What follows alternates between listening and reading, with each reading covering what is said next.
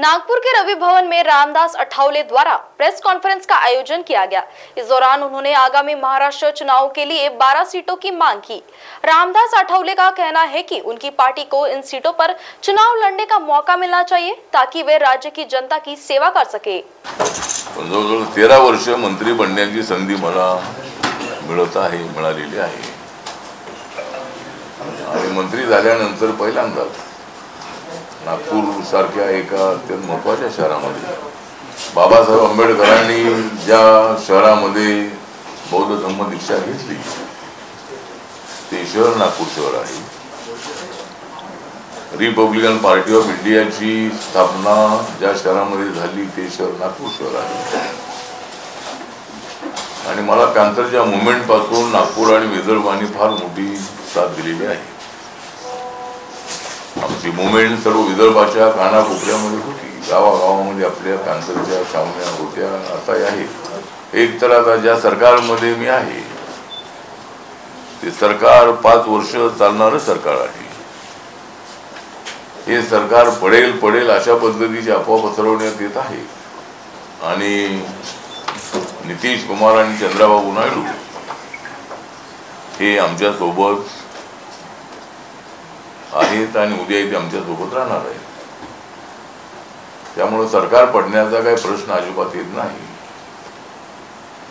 यावेळेला मात्र विदर्भामध्ये आम्हाला ज्या पद्धतीनं विजय मिळाला होता तसा विजय विदर्भामध्ये मिळाला नाही, मराठवाड्यामध्ये मिळाला नाही आणि आमची अपेक्षा अशी होती की आम्हाला 40 पर्यंत जागा मिळतील आमच्या, पण संपूर्ण देशामध्ये आणि महाराष्ट्रामध्ये संविधान बदलणार अशी चर्चा मोठ्या प्रमाणामध्ये करण्यात आली।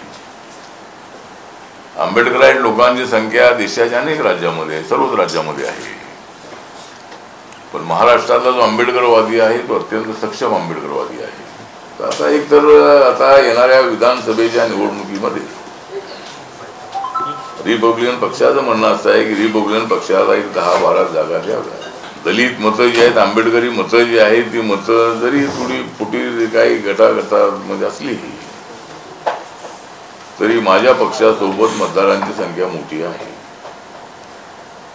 माननीय प्रकाश आंबेडकर यांच्या बहुजन विकास वंचित बहुजन आघाडीला जसं यश मिळायला पाहिजे तसं मिळत नाही आहे। स्वतःच्या बळावर सगळ्या जागा लढूनही त्यांना आपल्या पक्षाला मान्यता मिळवत आलेली नाही। पण आम्ही ज्यावेळी एकत्र होतो त्यावेळेला 2096 मध्ये आम्ही 11 जागा लढलो आणि आमच्या पक्षाला मान्यता मिळाली। त्यावेळेला 4% मताला मान्यता मिळण्याचा नियम होता, आता 6%चा नियम आहे आणि आता माझा पक्ष जो आहे तो नागालँडमध्ये माझा पक्ष रेकग्नाइज आहे, 2 आमदार तिथं आहे। मणिपूरमध्ये माझ्या पक्षाच्या उमेदवाराला लोकसभेमध्ये 17% मतं मिळालेली आहेत, तिथं माझा पक्ष रेकग्नाइज झालेला आहे। आता 2 राज्यामध्ये जर मान्यता मिळाली, महाराष्ट्रामध्ये जर आमचे 2 खासदार निवडून आले आणि 12-13 जागा जर विधानसभेच्या निवडून आल्या तर महाराष्ट्रामध्ये आमचा पक्ष रेकग्नाइज होऊ शकतो। पण आता विधानसभेला तरी आम्हाला 10-12 जागा द्याव्या, त्यामधल्या विदर्भामधल्या 3 तरी जागा आम्हाला द्याव्या, कारण विदर्भामध्ये दलित, बुद्धिस्ट, आंबेडकराईट लोकांची मतदारांची संख्या मोठी आहे।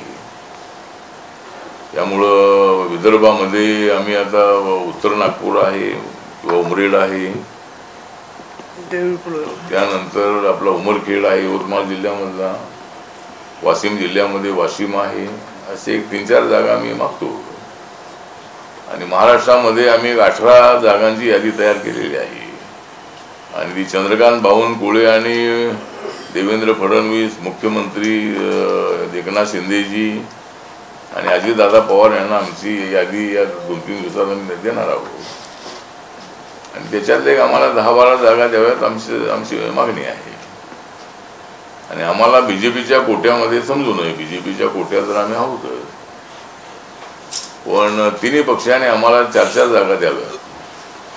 त्यांच्या कोट्यामधल्या 4-4 जागा 3 पक्षांनी दिल्या तर 12 जागा आम्हाला मिळतील आणि आम्ही आमच्या सिंबॉलवर लढणार आहोत। मागच्या वेळेला देवेंद्रजीची इच्छा अत्यंत प्रिया, तुला माझ्या गावचे मित्र माहिती आहेत ना? अगं तो शंकर, गणू सगळ्यांची मुलं ना आता शाळेत जायला लागलीत ग.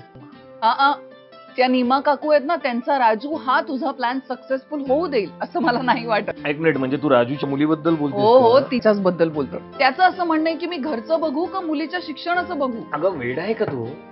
त्याला कुठे काय करायचंय?